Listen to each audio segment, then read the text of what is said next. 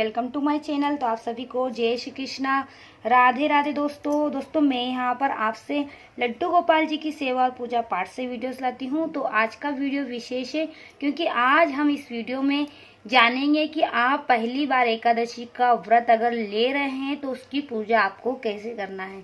तो चलिए पूजा की विधि को जानते हैं। तो आप दोस्तों इस वीडियो को अंत तक जरूर सुनिएगा। तो सबसे पहले दोस्तों किसी भी व्रत को करने से पहले उसका संकल्प लेना आवश्यक होता है कि आप इस व्रत को कितने दिन तक करेंगे। एकादशी व्रत आप यदि पूरा वर्ष करना चाहते हैं तो आप संकल्प लें। दोस्तों एक वर्ष में 24 एकादशी आती है, परंतु अधिक मास होने के कारण एकादशी 26 हो जाती है। तो चलिए पूजा की विधि जानते हैं। तो सर्वप्रथम आपको एक बाजोट बिछाना है। उस बाजोट के ऊपर आपको एक पीले रंग का वस्त्र बिछाना है। उस वस्त्र के ऊपर आपको विष्णु भगवान का विग्रह स्थापित करना है। यदि आपके पास में विग्रह नहीं है तो आप उसकी जगह फोटो भी स्थापित कर सकते हैं। विष्णु भगवान को स्थापित करने के बाद आपको सर्वप्रथम गणेश जी का पूजन करना होता है। तो सबसे पहले आप गणेश जी को स्नान आदि करवाइए, शुद्ध जल से स्नान कराइए, पंचामृत से स्नान कराइए, फिर शुद्ध जल से स्नान कराइए, फिर उन्हें यज्ञोपवीत्र धारण करवाइए। अब उन्हें आप वस्त्र धारण करवाइए। यदि आपके पास में गणेश जी का विग्रह है तो उनको वस्त्र धारण कराइए, और विग्रह नहीं है दोस्तों तो आप यहाँ पर सुपारी को गणेश जी मानकर भी रख सकते हैं। सुपारी के ऊपर आपको जो है मोली बांधना है और फिर आपको रखना है।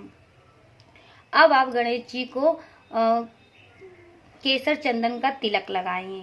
वस्त्र के रूप में आप उन्हें मोली अर्पित करें, सुगंधित पुष्प अर्पित करें, और गणेश जी को विशेष कर आप दुर्वा जरूर अर्पित करें। अब गणेश जी को आप भोग लगाइए। इसके बाद में हम कलश स्थापना करेंगे। कलश स्थापना आपको कैसे करना है। यदि दोस्तों आपके पास में किसी प्रकार का जैसे मिट्टी का कलश है, तांबे का कलश है या पीतल का कलश है, आप इन तीनों में से कोई भी कलश ले सकते हैं। इस कलश के अंदर आपको जल डालना है और जल के अंदर आपको गंगा जल मिलाना है। यदि आपके पास में गंगा जल नहीं है तो आप किसी भी प्रकार का जो है पवित्र नदी का यहाँ पर जल उसमें डाल सकते हैं। आपको इसके अंदर पैसे, सुपारी, लौंग, इलायची और हल्दी की गांठ डालना है। अब आपको इस जल के अंदर कुमकुम, हल्दी भी छोड़ना है। फिर आप इस कलश के अंदर जो हमने गंगा जल डाला है उसको भोग लगाने के लिए आपको यहाँ पर गुड़ या पताशा डालना है। इसके ऊपर आपको आम के पत्ते हो या अशोक के पत्ते हैं, दोनों पत्ते में से आप कोई से भी यहाँ पर जो है पल्लव लगा सकते हैं। यहाँ पर आप आम के 5 पल्लव लगा सकते हैं या अशोक के 5 पल्लव लगा सकते हैं। इसके ऊपर आपको एक कटोरी रखना है। कटोरी के अंदर आपको सफ़ेद तिल रखना है। क्योंकि हम यहाँ पर एकादशी का व्रत की पूजा विधि जान रहे हैं, इसलिए यहाँ पर हमको चावल का प्रयोग नहीं करना है। आप यहाँ पर तिल का प्रयोग करें। तिल रखने के बाद में उसके ऊपर आपको दीपक रखना है। आप यहाँ पर मिट्टी का दीपक भी ले सकते हैं और पीतल का दीपक भी ले सकते हैं। इस दीपक के अंदर आपको घी का दीपक प्रज्वलित करना है, तो आप यहाँ पर घी का दीपक प्रज्वलित करें। अब आप कलश की पूजा करें।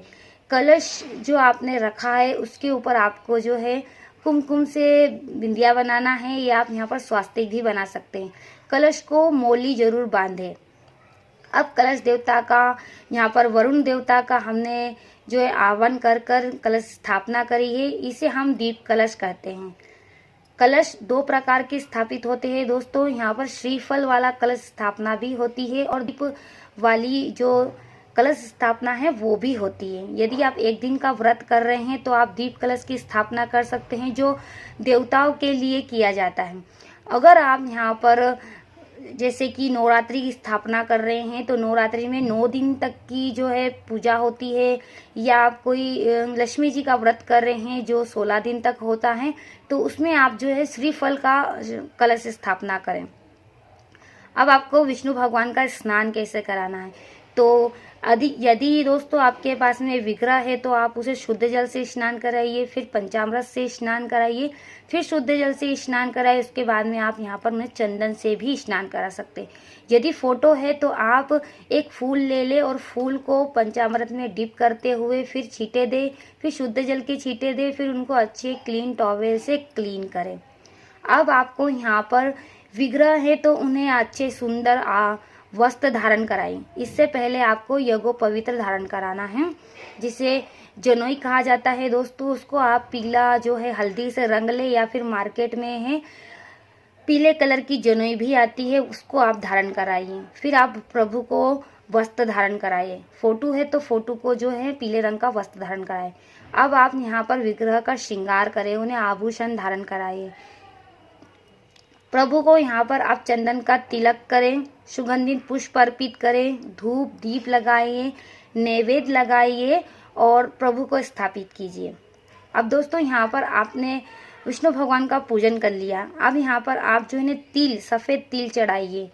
हल्दी की गांठ भी आप चढ़ा सकते हैं। किस तरह का भोग लगाना है, तो जो सीजन के फ्रूट्स आते हैं उस फ्रूट्स का आप यहाँ पर भोग लगाइए।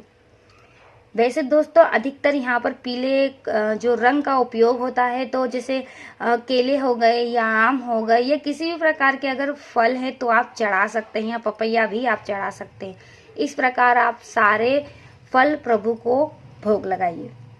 आप यहाँ पर पीले रंग की मिठाई भी चढ़ा सकते हैं, सफ़ेद रंग की मिठाई भी चढ़ा सकते हैं, किसी प्रकार का मिष्ठान चढ़ा सकते हैं आप प्रभु को, क्योंकि हम यहाँ पर एकादशी व्रत की संपूर्ण विधि जान रहे हैं।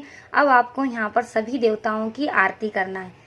दोस्तों पूजा से पहले सर्वप्रथम जैसे हमने गणेश जी की पूजा करी, इससे भी पहले आपको यहाँ पर एक दीप प्रज्वलित करना पड़ती है, क्योंकि इस पूजा के साक्षी हम जो है अग्नि देवता को मानते हैं। तो आप यहाँ पर पहले दीप प्रज्वलित करें। दीप के नीचे आप तिल रखें, और तिल का आप जो है अष्टकमल दल भी बना सकते हैं। कलश के नीचे भी आप तिल से अष्टकमल दल बना सकते हैं। और सर्वप्रथम हमें दीप का पूजन करना आता है, तो आप दीप को स्नान कराइएगा। उसके बाद में आप जो है दीप जब आप प्रज्वलित करेंगे तो आपको उनका दीप का जो है पूजन भी करना है। तो आप यहाँ कुमकुम हल्दी अक्षत से दीप का पूजन करें। फिर वस्त्र के रूप में उन्हें जो आप है मोली अर्पित करें, और इस प्रकार दीप का पूजन सर्वप्रथम करें। फिर गणेश जी का करें, फिर कलश स्थापना जो आपने करी उसकी पूजन करें, फिर विष्णु भगवान का पूजन करें, फिर भोग लगाइए। उसके बाद आपको करना है यहाँ पर आरती। तो आरती आती है दोस्तों पीतल की, उसके अंदर आप है जो एक बाती प्रज्वलित कर सकते हैं, 3 भी कर सकते हो, 5 भी कर सकते हैं। इसके अंदर आपको घी की बाती का ही प्रयोग करना है। कपूर भी आप लें, कपूर से आरती करें। फिर आरती होने के बाद में आरती को ठंडा करें 3 आचमनी जल से। फिर जो आरती हमने करी है उसका भी पूजन करें। फिर सभी देवताओं को यहाँ पर आप आरती दें। विष्णु भगवान को दीजिए, गणेश भगवान को दीजिए, कलश स्थापना जो हमने करी उन्हें आरती दीजिए। और यदि आप मंदिर के पास में इस तरह का जो है बाजोट बिछाकर जो आपने भगवान की स्थापना करी है यहाँ पर पूजा करें, तो सभी जो आपके मंदिर में भगवान है उन्हें भी आरती दीजिए। उसके बाद में आप आरती आप खुद भी लीजिए और भोग लगाइए। भोग का शुद्धिकरण करें, सभी देवताओं के हाथ धुलाइए, फिर उन्हें भोग लगाइए। इस प्रकार आपको एकादशी के व्रत की पूजा विधि मैंने आपके संग शेयर करी। तो इसी प्रकार आपको अगर फर्स्ट टाइम आप ले रहे हैं यहाँ पर, तो इस तरह से आप जो है पूजन करिए। दोस्तों अगर व्रत पहली बार आप ले रहे हैं तो आप अच्छे से जो है बंधन वार लगाइए या आप तोरण लगाइए। केले के पत्ते से आप मंडप भी बना सकते हैं यहाँ पर, क्योंकि अगर हम फर्स्ट टाइम कर रहे हैं तो हमें थोड़ी सी जो है यहाँ पूजा में समय भी लगता है और अधिक सामग्रियों का भी प्रयोग होता है। उसके बाद में जब आप अगली एकादशी करेंगे, जैसे दोस्तों एकादशी 1 महीने में 2 आती है, एक शुक्ल पक्ष की आती है और एक कृष्ण पक्ष की आती है।